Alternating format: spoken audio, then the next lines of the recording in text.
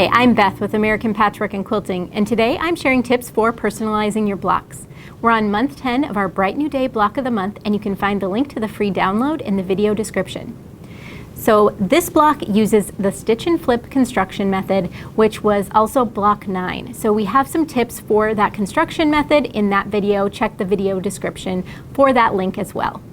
But because we have this large center square, I wanted to share some tips for customizing that center, either with an applique shape or by fussy cutting. First, we'll talk about fussy cutting. So this is a technique where you're going to be very specific about which portion of the fabric you would like to feature. So if you have a specific motif that you would like in the center, this is a great way to showcase that.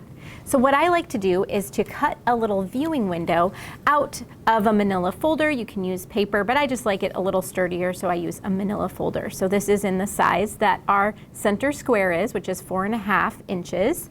And then you can move it around the different parts of the fabric to see if you like that and if it's going to fit well in that size. And remember, you are going to lose 1/4 inch all the way around for that seam allowance.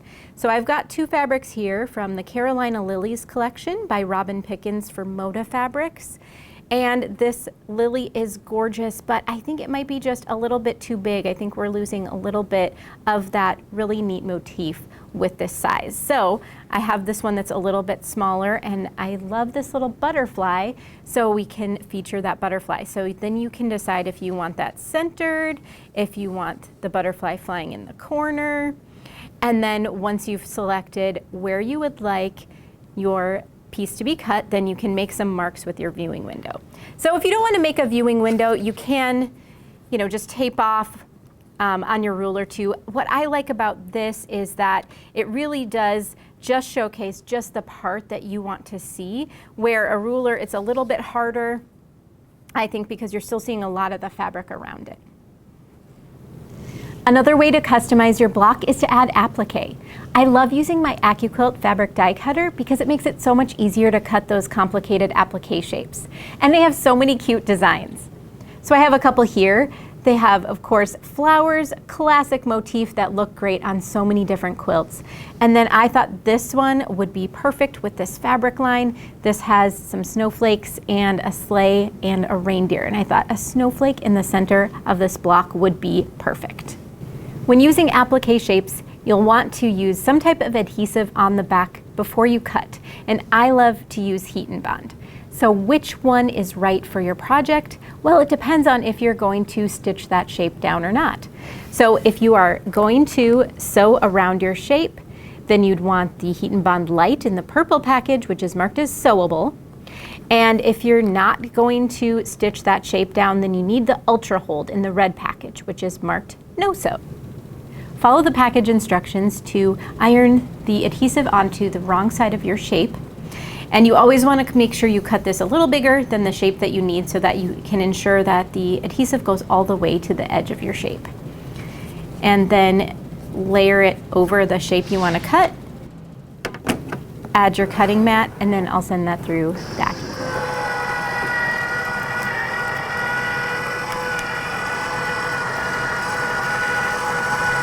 I cut my snowflake, and now I've laid it out with all my other units for my block.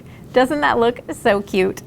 The only thing is I realized this is going to be just a little bit big because I think it's going to overlap the seam a little bit once I sew this together. So I just cut the dots off to make it a little bit smaller, and I think that fits perfectly.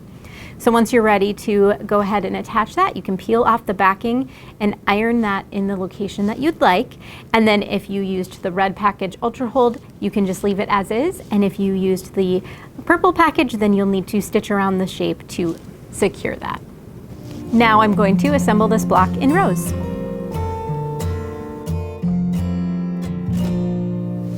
Here are the two finished blocks. This one is using the Into the Woods collection by Lori Whitlock for Riley Blake Designs. What a cute collection that reminds me of winter at a cozy cabin. And the second is using Carolina Lilies by Robin Pickens for Moda Fabrics. I love that this block looks like a little bit of a modern flower with this placement. So we've got the petals and then the green leaves. It's so fun to add custom details that make your block look a little bit different than everybody else's. I'd love to see your version of Block 10. You can share with us in our Facebook group or on Instagram with the hashtag APQBOM2021. Happy sewing!